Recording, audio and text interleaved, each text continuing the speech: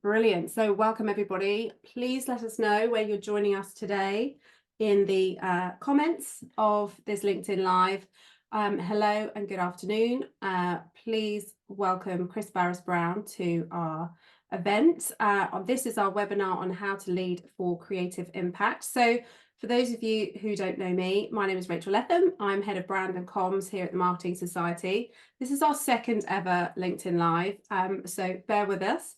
But also we're really excited to bring you this session with Chris Bárez-Brown, the founder of Upping Your Elvis and expert in creative and conscious leadership. So in today's fast-paced business world, it's more important than ever to build a culture that stands out. So encouraging everyday creativity and delivering extraordinary results. So that is what Chris is here to help you with today.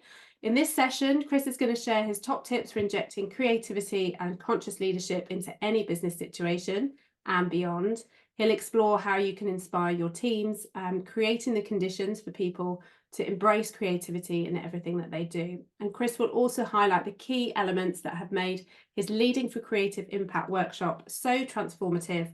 It earned its first ever 100% NPS score for the Unilever Marketing Academy Workshop. So please share your questions in the comments section as we go along. Also let us know where you are watching from today. It's always nice to understand where our global community is. So before we dive into the session itself, just want to give you a little bit of background to the Marketing Society, because I know we have a few non-members joining us today. So the Marketing Society is all about bringing people together to connect, to be inspired and to learn and share best practices. We are a leading global community of progressive marketeers, and the society empowers leaders in marketing by helping them do well in their careers and their lives, do good in their business and around the world. And by doing so, feel good about being part of a positive community and helping shape an industry we can all be proud of. So I'll share a little bit more about the Marketing Society at the end. We also have our own members-only social media platform, the Coffee House. So once Chris gets going, I'm going to share the thread for today's session into the chat. So any members of the Marketing Society, please leave your key takeaways there. The structure of today's session is going to be around a 20 to 25 minute keynote from Chris himself, which I think won't be your classic keynote speech. And we'll then dive into some Q&A. So please leave your questions as you're going along. I'll grab them out of the chat for Chris. This is really a time for you to delve into your thoughts when it comes to creative impact in leadership. So please share those comments. So Chris Bárez-Brown is a renowned keynote speaker, author and founder of Upping Your Elvis and Talk It Out. He is driven by the belief that humans, we're not simply just designed for business. We spend far too much energy trying to fit in with its needs rather than the other way around. And his unique approach challenges both people and businesses to embed a more human and energetic culture at the heart of what they do. So please remember to leave your questions for Chris as we go along. Get ready to be inspired and energized by him. So over to you, Chris. Thank you so much, Rachel, for the lovely introduction. And hello, everyone on LinkedIn Live. Rather unusually, I can't do my usual interactive stuff today because it's down the line. So I'm going to share with you some stories, some approaches that you can adopt immediately that are going to help put more creative magic into everything that you do. But before I dive into the content of that, creativity has been a personal fascination of mine for decades. I started off on client side, so I ran the biggest brand in Europe where creativity was vital. I then found I needed a bit of creativity in my life. I found that I was doing something that didn't really give me the energy that I needed. So I ended up throwing everything in. I went traveling. I read everything I could on creativity, on innovation, on personal development, on leadership, because I needed to come up with inspiring possibility for my life. And that's really where I fell in love with what we'll be doing today, which is thinking about how we innovate, not only for the brands and the organizations we work for, but for ourselves, so that every day counts. Every day has meaning, and every day creates an impact that we're proud and excited by. And that's what I love about creativity, because actually we can apply it to everything. And a lot of my clients get stuck in thinking that creativity is one of those things that we just save for special occasions. You know what I mean? You know, for ad campaigns, for, you know, sponsorship, activation, pack designs. Truth is, creativity should fuel everything we do, because actually when it does do that, a couple of things happen. Number one, is we get advantage in all aspects of our working lives. We use it to get more energy in our teams, how to recruit differently. We think about how to use creativity in everything we see and touch, and therefore we get more advantage. Second thing is, if we do it every day, we actually get good at it. If you save it for special occasions, you never really get that confident or that practice. Then often what we do is we resort to just phoning the agency and going, do you know what? They do creativity, let's get them on it. And actually that is a terrible waste. Now, of course, agencies are fantastic at it, but we need to create the conditions to work better with them, and we need to bring our own creativity to bear too. Not only for the business advantage, which is absolutely key, but for ours too. Because for me, one of the biggest reasons to be creative is our own personal motivation. Because I get excited about people jumping out of bed, loving who they are, loving what they do, knowing full well they can bring their own brand of creativity to bear every single day.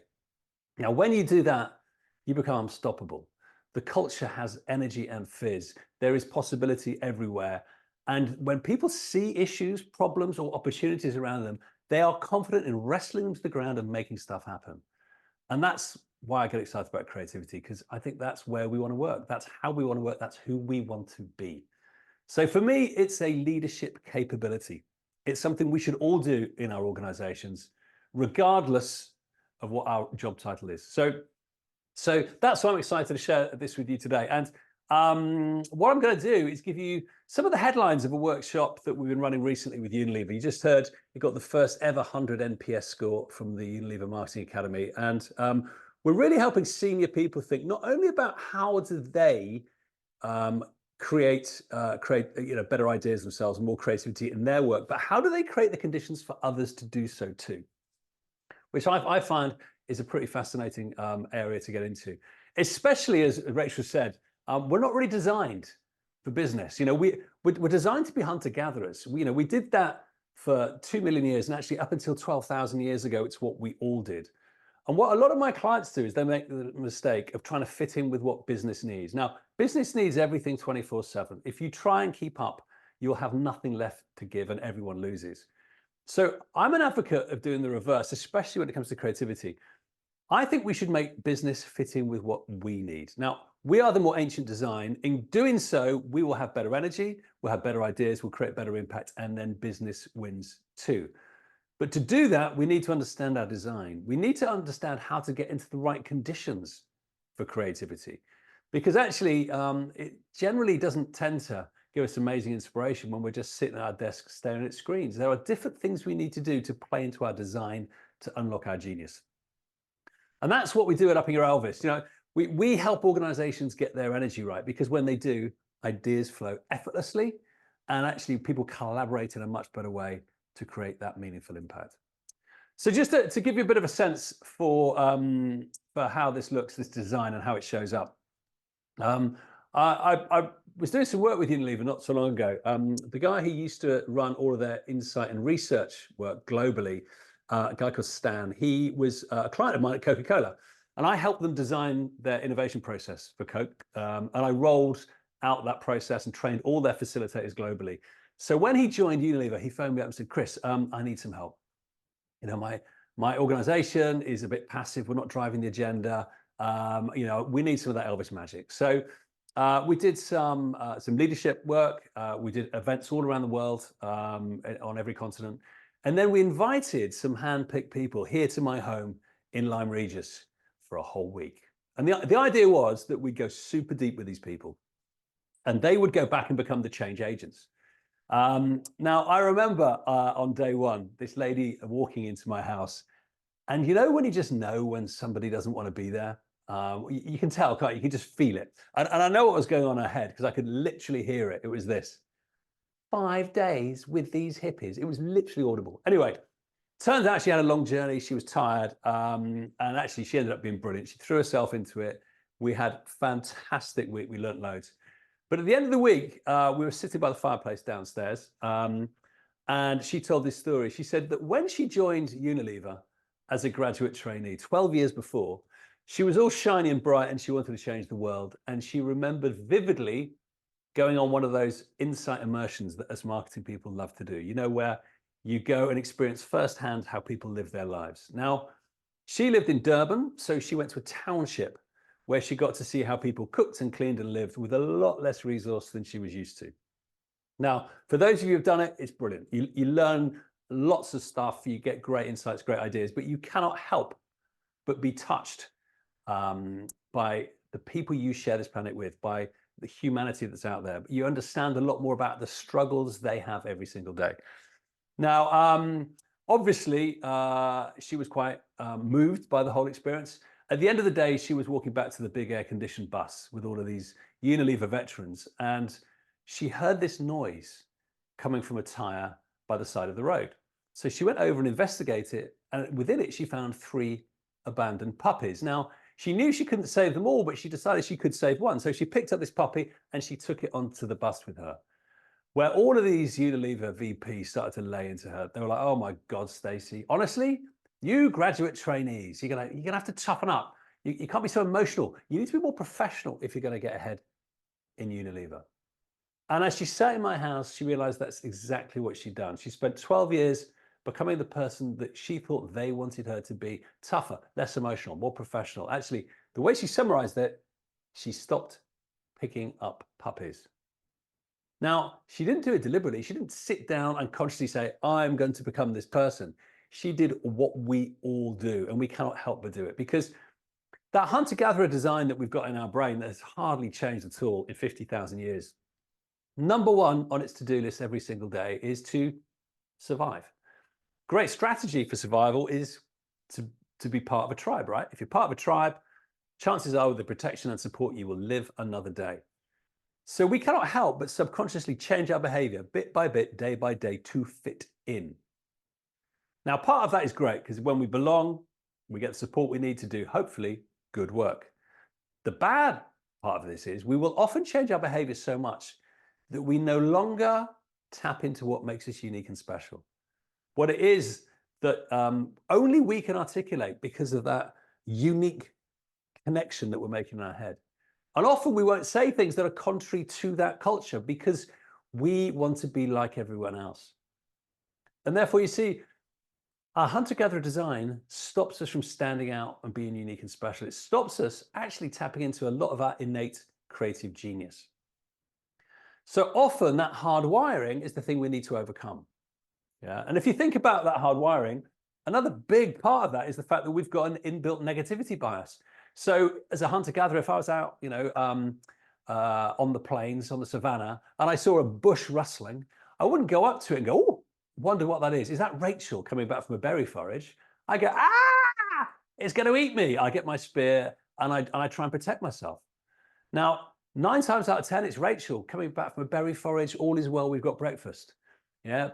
But the one time it's a carnivorous beast, I am delighted I acted in a negative way because it would help me survive. So not only do we want to fit in and be like everyone else, if we see something new and different, we naturally react to it as it's a danger. Now, that means that we are hardwired not to be creative. We need to overcome this design in our head if we're going to do great work. And therefore, we need to be very deliberate about the behaviors that we bring to bear, because our natural state is negative and belonging. So you need to be super, super deliberate and super, super conscious if you're going to be creative. Without it, nothing else changes. So look, the subconscious has huge power. Obviously, in this case, often detrimental power. It's doing things that's stopping us from being creative, but equally, it is our way in to having better ideas. So look, if I was to ask you this question, where is it you have your best ideas? Just have a quick ponder on that for a second. Where is it you have your best ideas? Because I've asked thousands of people that question, and people never say to me, "Chris, I always have them sitting at my desk thinking hard."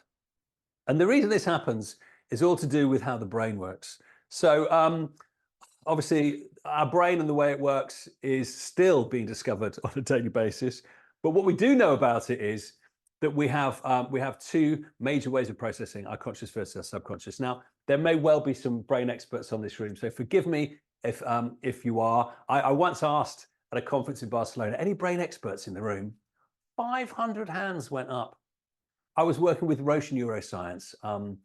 little bit intimidating, I have to say. Anyway, I took them through my principles of the brain, and afterwards, the head of neuroscience, who was a lovely chap, said, Chris, everything you said about the brain, absolutely true.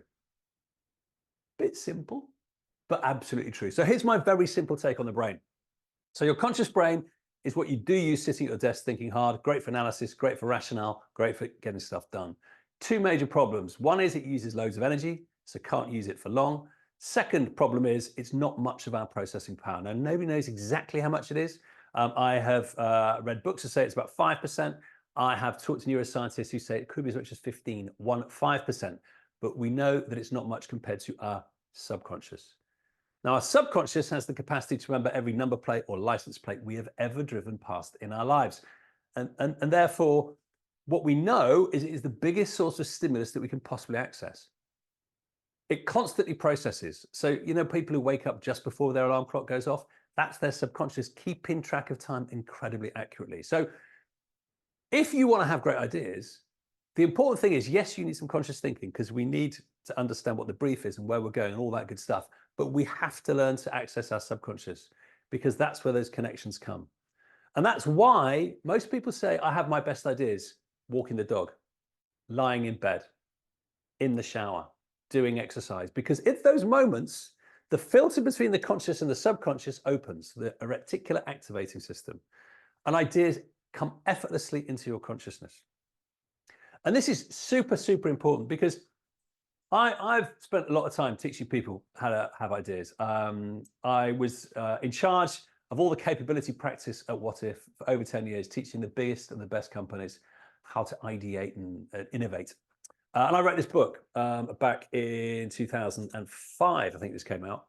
And I taught thousands of people these techniques. This is just packed full of creative techniques. It's the sort of stuff that a lot of agency people use every single day. And what I noticed was this. There are two types of people that took part.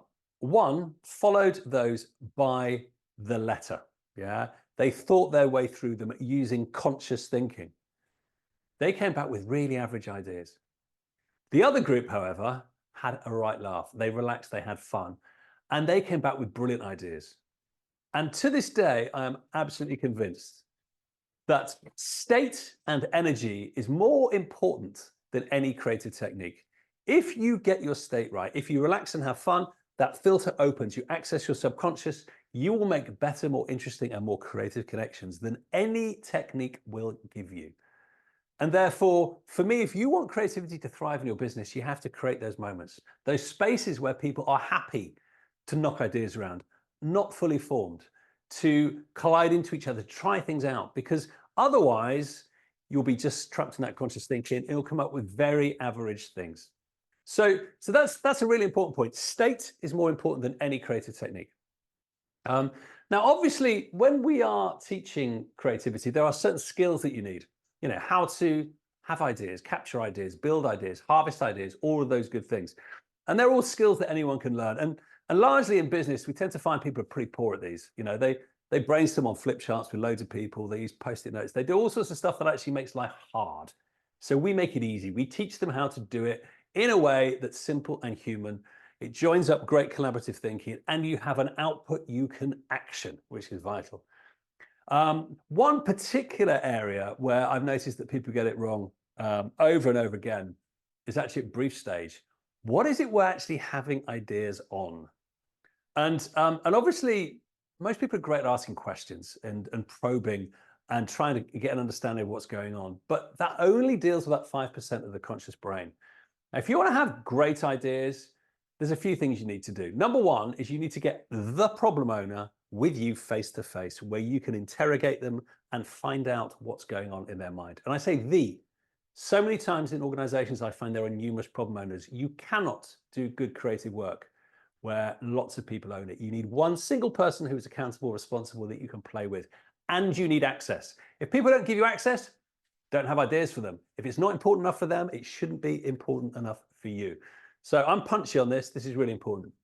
Second thing is, yes, ask them questions and do that thinky thing, but you then have to get into the feely thing. You need to provoke them with all sorts of crazy potential solutions to see how they emotionally react, because they're not aware of what's in their subconscious. So you need to pull it out for them. So just chuck ideas at them. Does this fit? Get them to react. Come up with some nuts ones you know they're going to hate. When they react, then say, well, why? What is it that you hate about the idea? Why is that no good for you? And you will learn way more than ever asking any questions, because it will become visceral and it will become emotive. And you are getting their subconscious to help you answer the brief for you. And this is the whole power of our approach to creativity. It's understanding how to use the conscious and the subconscious together to make sure you're driving better clarity, better insights, and better ideas. It's a technique we call poking the bear. And invariably, you start the brief over here. And as soon as you've played with it and done this, it's gone miles over here without hardly doing any work. And the problem owner will love you forever. I was once out at Cannes doing some work, and I bumped into John Hegarty, who was doing some as well. And I said to him, what's your big rule for creativity? What's the number one thing you will die in a ditch over? He said, I will get on a plane to go anywhere in the world to get the brief face to face. Because if you're not in a room with somebody, asking them questions, provoking them, you will never learn what they really want and never receive a written brief. It will never give you that magic. Anyway, I could go on for a long time about getting the brief right. We spent half a day just on that, on how to pull the brief apart and get it working well. Without a great bouncy brief, you got nothing to work with. So that's another important principle. Get your state right. If you're going to do anything creative, you've got to start with a great brief. And the great brief comes from partnership and getting stuff out of their subconscious. Then the next principle is really important, which is to come up with great ideas. There's only so much you can do in a room. If you really want to be creative, you need to test stuff out and try and provoke out in the real world, where you learn how things work and how they don't. So many of my clients would love to sit in dark rooms with laptops debating the future. What you need to do is do more stuff, and then you will learn. Experiment, and you will get much better insight and much better ideas. To give you a little idea of what this can look like, here's one of my new best friends. This is Ben. Ben's a really interesting character. When he was young, he wanted a set of drums. So he kept saying to his mum and dad, "Mum, Dad, I want a set of drums." But his parents were really smart. So they said, no. Anyway, he came back again and again, being tenacious. And eventually they said, I'll tell you what, Ben, here's the deal. Here are some pots and pans from the kitchen. Here are some drumsticks. If you play every day for the next 3 months and you still have passion and you show talent, we will buy you a set of drums. Now, 3 months later, Ben being Ben, he was like a jazz percussionist. He'd got into it. So he got his set of drums. But since then, he has lived his life by what he calls the code of pots and pans. How can you quickly, cheaply learn if something's got potential and energy and unlock some passion?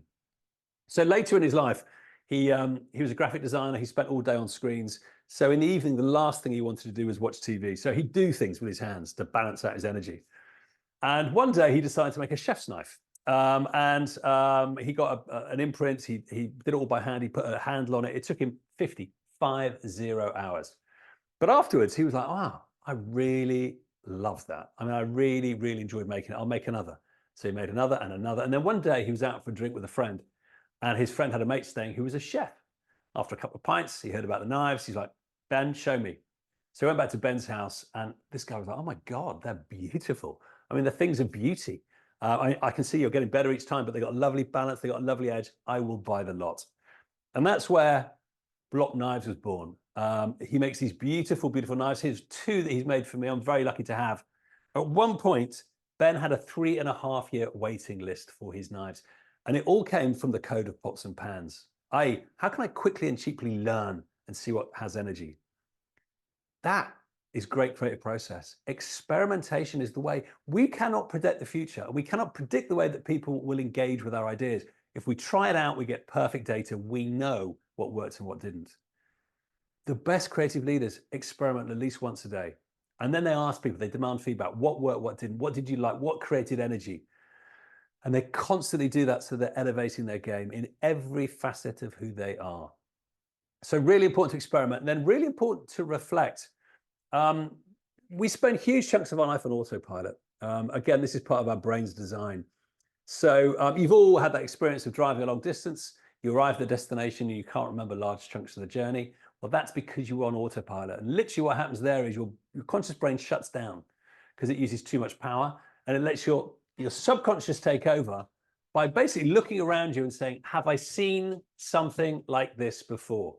If your brain spots any familiarity or anything that's similar, it assumes everything's the same as last time and it makes you behave in exactly the same way. Brilliant for driving long distances because obviously you don't need to think and you save all that energy. Terrible for creativity because what your brain does is it says, I've seen something like this before. It's exactly the same as last time. I'll do exactly what I did last time. Obviously, today's nothing like yesterday. You cannot be a good creative leader unless you become conscious at times, unless you escape autopilot to deliberately see what's around you and say, actually, what's needed here today? And one really simple way of doing that is to start your day with focus. When you wake up, don't look at your phone, spend some time outside, just go, what is my creative experiment today? Getting totally clear on it. Yeah. Then at the end of your day, going, what did I learn? What can I do better next time? What's happening tomorrow? Now, we've done this a lot. And actually, we've just done a very simple experiment with Roche. We got them to do a quick reflection on a Friday afternoon using our Talk It Out app. If you don't know what that is, look it up. It's on the App Store, Talk It Out. You walk and talk into the app. It helps you capture your insights. Brilliant creative tool. What we found by just doing that on a Friday afternoon, just to reflect on your week, what you've learned, what worked, what didn't, where you should focus next week, learning went up 34%. Yeah. Their focus went up 31% on a Monday morning. But really importantly, it also helps you energetically because by downloading what's in your head, you then get a chance to reset over the weekend. So mental well-being improved enormously. There are lots of people with low well-being in that particular group. And we found that group dropped by 94%, 94% less low well-being as a result of doing that. So very good for us energetically.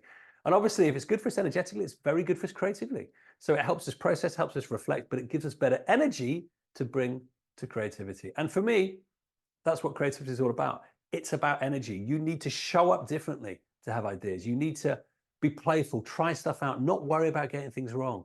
You need to be able to freely associate without worrying about being judged. You need to then step back and demand feedback and learn what works and what doesn't. And when you do that, you will become unstoppable. So look, there's a lot in there. There's a lot in there. But what I want you to take away from this is it's all about energy. It's all about understanding how to use the subconscious for our advantage and to overcome some of its shortcomings. And when you do that, you get genius stuff. Now, a lot of people focus all on the skills of creativity. Yes, you need them. You need to be able to pull a brief apart, have ideas, harvest ideas, all that good stuff. But more importantly, you need to understand how energetically you function to bring that genius to play. So, Rachel, I believe we've got some questions coming in. So I'm here to answer a few. And then I've got one final tip before we leave. Amazing. Yeah. Thank you so much for that, Chris. It was brilliant. No. So, yes, everyone, leave your questions in the comments as you have them, or any insights or things that you found of interest here. So question for me, actually, what is the single biggest blocker to creativity? So for me, if I say to a company, and I hear this a lot, I say, so why aren't you being creative? They say, we don't have time. Now, time is an attitudinal barrier. You know, if this room was on fire, I'd find time to get out. I think that's fair, yeah?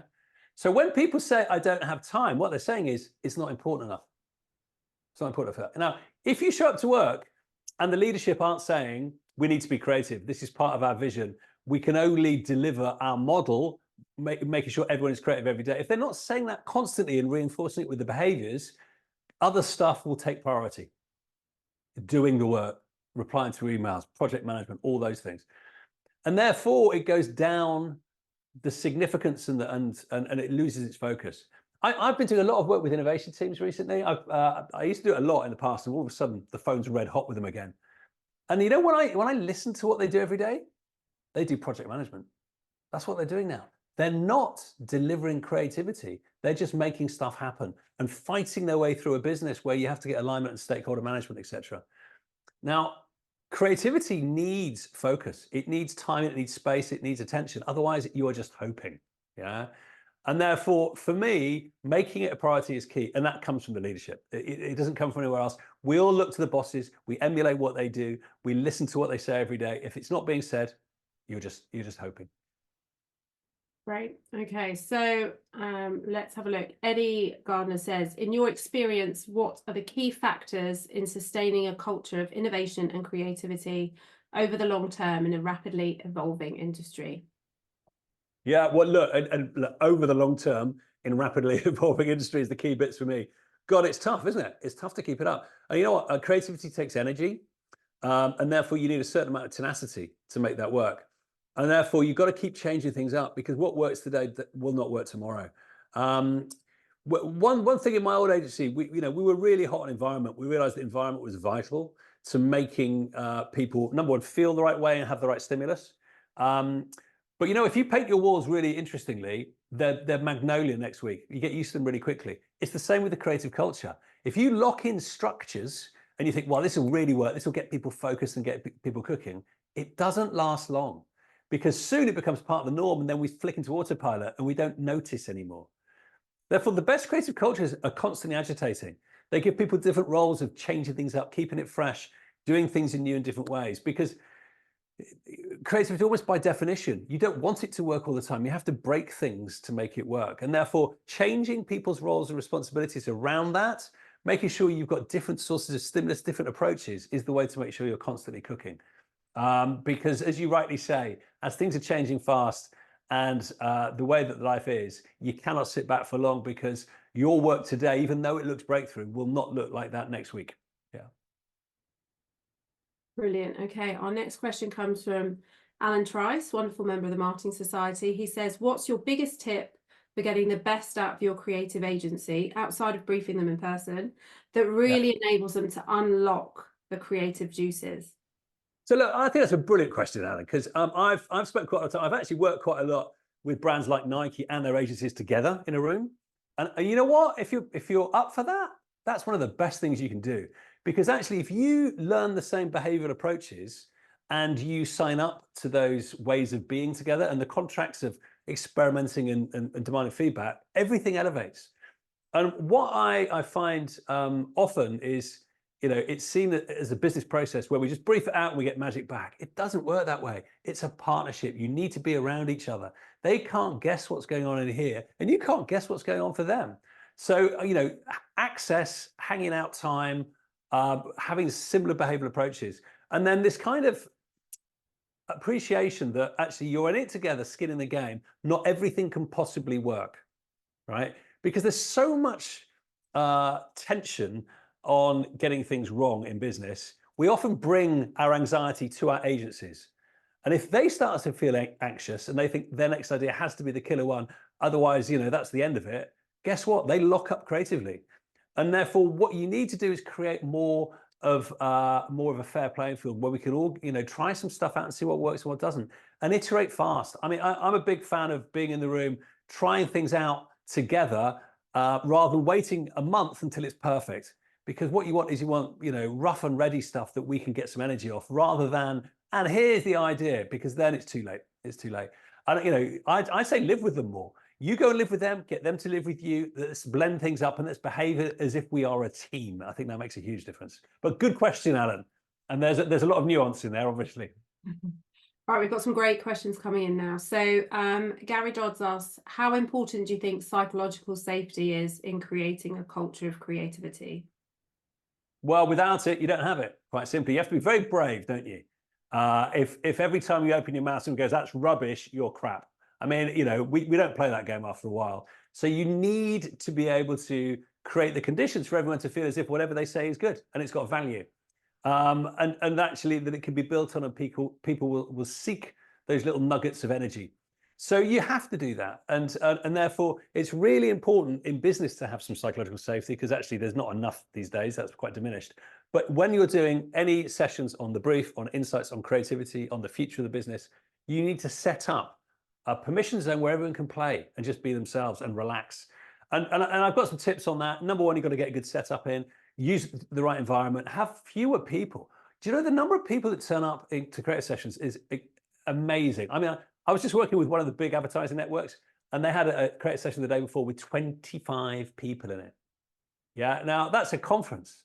There's no psychological safety with 25 people. There can't be. You cannot involve them all and engage them and manage them. You know, if I'm doing anything creative, my magic number is 3, maybe 4. Definitely wouldn't go over 5. Small is beautiful, and that's one of the ways that you can facilitate it much better. But psychological safety is vital. Without it, nothing happens. Brilliant. Really, really interesting. Too many cooks and all that, I feel, in that. Oh God, yeah. So Abdullah asked quite a big question, but can you share some specific actionable steps leaders can take to lead their teams, regardless of the industry or the team size? Top 3 actionable steps. As far as a creative culture is concerned, yeah. Lead. So look, so look, for me, I've done a number of change programs recently, which I've really enjoyed the energy of. Where, well, actually, we just did the whole of Halion, right? 23,000 people using this process. We've just done the same with Essence Mediacom. The idea here is that you get in your team on a Monday morning, and you say, what are we going to experiment with this week? What's the one thing as a team we're going to do differently? Yeah. People then take on that experiment. It could be a behavior, it could be a creative approach. They do it during their week. They get back together on the Friday and say, what did we learn? Now that is one of the most powerful ways of changing any culture, because, you know, people, you know, will join the marketing society, but they stay for their team, right? It's the team that sets the behavioral standards, and it's the team that does the work. So if you and your team can actually start together with a clear and aligned focus around something they're doing creative that week, they then play with it live in their work. So this is not academic, this is live application. And they say, what created value? And they learn together. Your behavioral standards go through the roof, your creativity goes through the roof, and you start to make sure you understand how to apply it to the work that you do. So I'd say that is one of the most fundamental things that you can do to shift the culture. And actually, you start with focus, you end with reflection, you experiment in the middle. So those would be the 3 things. Great. Okay. And then we've got quite a few still in our pipeline here. So Michelle asked, does the process differ for SMEs? So leading data scientists, for example, how do we encourage creativity in traditionally less creative spaces? It's a great question. And it's, you know, this is one I come across quite regularly. I'm actually working with a financial business on Monday. I did all the M&G Prudential merger, demerger stuff with all their actuaries. I do a lot of work with pharma clients and their scientists. So I do understand that there is a different context out there. Number one, I think that the first thing to remember is this: we're all people, right? We're all people, therefore we have the same functioning in our brains. We all actually love to be creative, ultimately, because it feels good and it gives us motivation. But our way in might be different. You need to contextualize things differently so that people understand what creativity looks like for them. Oh, look at that. You need to be able to take a different route in that might be slightly slower. So often I have to do a little bit more of the science so that people understand how it works and why it's important, and a bit about the brain design. But once you get people in it, they're equally as good, if not better, because actually often they throw themselves in even faster when they've gone, oh my God, I found something new and different that has got energy for me. But the principle's the same. Your access in might be slightly different. Okay, and we can't have a webinar without talking about AI. It's just the way of the world. So Lena asked, will generative AI tools enhance or inhibit creativity? Your thoughts, please. So anything that moves the human race forward has a chance to enhance. Simple as that. You know, I'm not one of these people that says, well, technology is bad. Technology is bad for creativity. So look, I write songs and I write books. And it's, you know, I'm not saying that I'm brilliant at either of them, but I really enjoy it. And I think doing different types of creativity is important, because you can get a little bit sidetracked into one way of delivering. And you'll see this a lot with ad agencies. They're brilliant at doing creative ads, but actually they find it hard to use that creativity on other stuff. So I like to stretch. And I did a book proposal not long ago, and I said, you know what, I'll stick this into ChatGPT. I put my brief in there. I said what I wanted. I said, write it in the style of Chris Bárez-Brown. Holy moly, it did it better than me. And then I thought, right, well, let's try this. I'm going to write a song about drinking at a dingy bar, whiskey, feeling remorse. It gave me the lyrics. I said, I don't like those, do it again, better lyrics. And then I said, hey, what chords would it be? It gave me some chords. Now, it wasn't a great song, but you know what? It gave me some inspiration. Now, I don't think it'll ever write a better song than a songwriter, but you know what it did? It made me think differently, and it gave me some starting points, and it was some stimulus. So I love taking stimulus from anywhere I can. Anything that moves me forward, I am going to use. Now, I personally believe that the human factor in creativity is something we can never substitute because we've got a unique way of seeing things. Nobody's had my life experience. No one will make the same connections. But can I supplement it? And can I jump off a higher box? Hell yeah. Yeah, I think it's really interesting. I use AI every single day to the point of one day being to the point where I was like, right, this is what's in the fridge. I can't quite really think what to make that might be different to last week. Give me a recipe. It was quite interesting. To also, I think, like you said, it gives you the prompts and the ideas and the inspiration to think differently, to have a different approach. But I always bring it back to in the voice of Rachel Letham or in the voice of the Marketing Society. So I think it's a helpful assistant to me rather than taking over my job. Really important. So I'm going to do 2 more questions super quick. So we've had loads, which is brilliant. So Lindsay asks, how do you recommend creating space for experimenting within marketing internally as well as externally, and getting upper management to get on board with a bit more of an experimentation approach? Yeah, so the bit about the upper management, I do lots of very big culture change programs. If the board are not involved in that and they're not supporting it visibly, forget it, because ultimately they will dictate that culture. So I usually start with them, and actually I don't do the rest of the culture unless they're saying yes, and actually they're demonstrating it with energy and passion. Now, I have done some guerrilla stuff in the past where you just light fires in other parts of the business, but it's quite wasteful, and I don't have such a long life, so I want to make sure everything counts. So I hold their feet to the fire and say, "Are you sure you're up for this?" Because they need to look each other in the eye and say, yes, I know what this looks like. I'm up for it. I'm going to do it. And actually, if they're not going to do that, let's go and work somewhere else, because there's other places where we're going to create an impact. So that's number one. How you create time and space for experimenting? It's really interesting. Most people are terrible at managing their time. Awful. And it's because we're not designed to. We're not designed to focus. We've only got between 70 and 90 minutes of focus at a time. And then we need 20 minutes rest to get it back. And we've only got between 90 and 120 minutes of deep focus per day. And most people waste it. So we need to learn how to harness that focus better. And for me, that sweet spot of focus, it's going to be different for all of us at what time of day it shows up and what we're doing. But if I'm doing creative work, my best time is like 5 till 8 in the morning. Those are my sweet spots. And I need to know how to use that time for the stuff that counts. Most people see their day as equal 8-hour increments where they could put the same amount of work into each one. That's rubbish. My creative work should live and breathe in my sweet spot. That's where I need it. So understanding energetically where to put things and then prioritizing it is key. And then just getting rid of so much of that other stuff that we shouldn't be doing, that doesn't add value. We say yes to things that we should say no to. I did this big program with, like I said, with Halion, and I got them to all confess to why they say yes to stuff. And it's fascinating. We want to keep people happy. We have a fear of missing out. We like to be control freaks. There's loads of reasons why we're saying yes to stuff. And actually, the best creative leaders don't. They go, this is the most important thing that gets all of my focus. I'm not doing anything else because that's going to drive our future. And they put their arms around it and they protect it. And that's what you need if you're going to do good creative work. Brilliant. That's really interesting. It's got me very much thinking about when my sweet spot is. And I know I'm definitely a morning person, but yeah, hours of the day are not always the same. So Niab says, when do you think the line draws itself? So sometimes it's about being creative feels like you're really digging in till you find that idea, while at sometimes you're sort of finding your way, it's quite simple, and it comes to that point of creativity. Yeah, good question, Niab. I wish there was a simple answer to that. I wish there was some science behind that. And there isn't. The number of innovation projects and creative projects I've been involved in where we've been working on an idea and you have a choice at some point. It's not working and it's ugly and the energy's all stuck. You have 2 choices. One is you just go, John, should we move on? Should we move on to the next one? The other one is you keep sweating it. And you know what? Sometimes it's the right time to move on.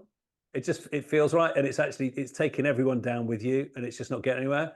But sometimes that little bit of sweat, it suddenly pops out an opportunity you've never thought of. And you need a little bit of perseverance and tenacity. I can't tell you which one to choose when. I really can't. I feel it. That's the truth. So, when I was talking about the subconscious, obviously your subconscious talks to you through feelings. And the best creatives say stuff like this: there's something in this. And if I say what, they go, I don't know, but I can feel it and I trust my feeling. And that's what good creative leaders do. They become attuned to their feelings and they trust them.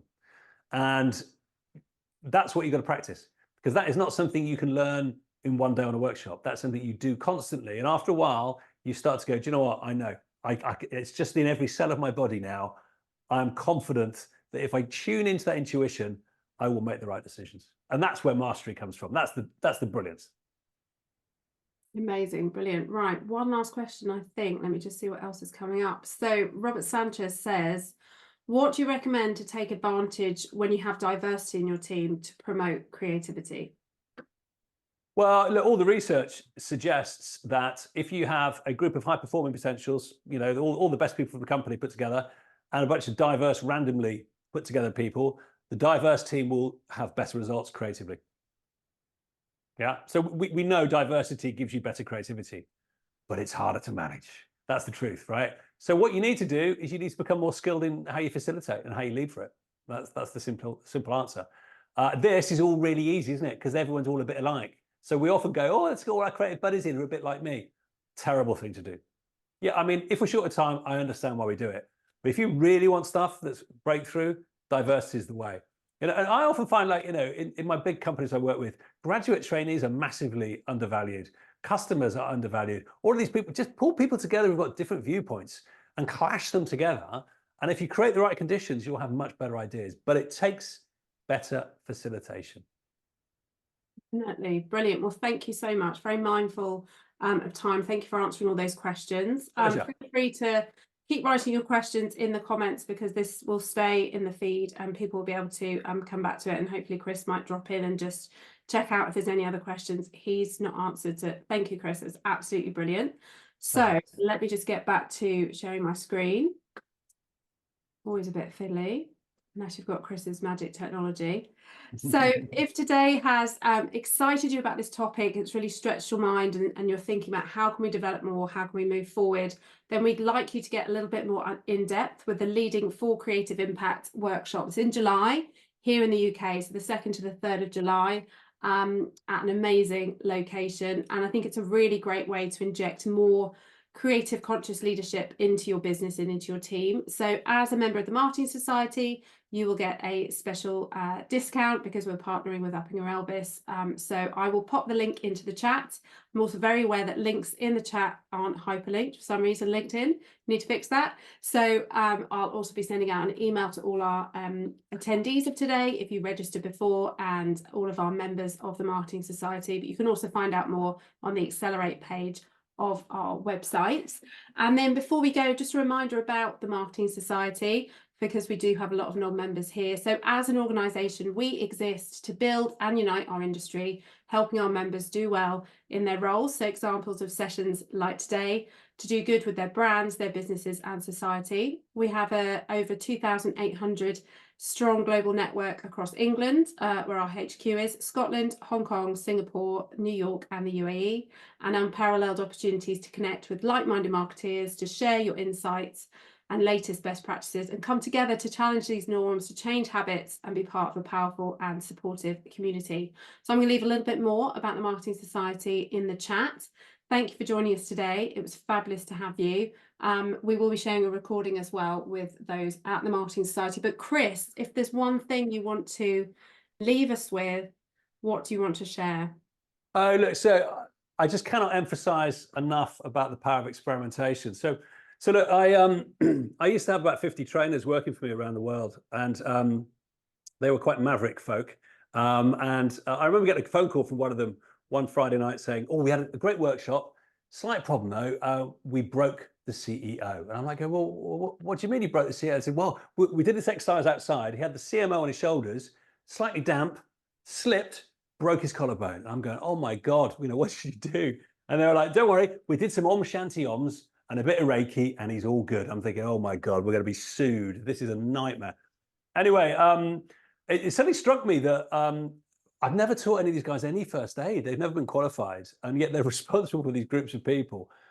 So maybe if we taught them a little bit, it might supplement their esoteric practices, right? So I brought the European team in first for some training, 2 days. And day one, this guy walks in, this first aid trainer, and he's wearing a grey suit. He's got a grey tie. He's got slightly grey skin. And I'm thinking, you know, he's looking quite traditional, nothing like my facilitators, you know, who work with the boards of Nike and people like this. Anyway, went straight to a flip chart, drew a picture of a boat hitting an iceberg, and he just went, "What's that?" And one of my guys went, "Is it the Titanic?" And he went, "Yeah, breaks the ice, doesn't it?" And I'm thinking, oh my God, we've got him for 2 days. This is a nightmare. Anyway, I fell in love with this man. He was so cheesy and so committed and so old school. He was amazing. And I'll never forget the moment where he said, he taught us choking, basically. And at the time, by the way, choking, there were 3 stages. The first one is, are you choking? Which makes sense. Second stage is you hit them on the back progressively harder up to 3 times. The third stage is Heimlich, right? So he just set it up and he said, could you put your phone onto emergency services in case this goes wrong? At which point I'm like, oh, you've piqued my interest. And then he takes a tissue, puts it into a pint glass, puts it in his mouth, and sucks back hard. Anyway, I'm going, what are you doing? He starts going pink, then he goes red, then like with purple with the veins, boom, boom, boom, like this, right? Anyway, naturally, I leap into action. And I'm like, are you choking? He's like, skip the first bit. Anyway, I then slap him on the back. Now, I'm very English, so I was rather polite. More of a tickle, really, than a slap. Second time, slightly harder tickle, nothing happening. The third time, I'm starting to think, actually, if I don't get it out of his mouth, it's the Heimlich, right? And he's twice my size, don't fancy my chances. So I take a run up on number 3, and I smack him on the back as hard as I can. It comes flying out of his mouth, and he breathes air once more. Now, I'm certain he was perfectly safe. I am certain that he's done it hundreds of times. But I got to tell you, I will never forget how hard you've got to hit a big bloke to get something out of their mouth. And I'll never forget those 3 stages, because it's not intellectual. It's not theoretical. It's visceral. It's in every cell of my body. And this is the power of experimentation. If you do stuff live and you try it every day, you cannot help but learn and grow and get better at creative leadership.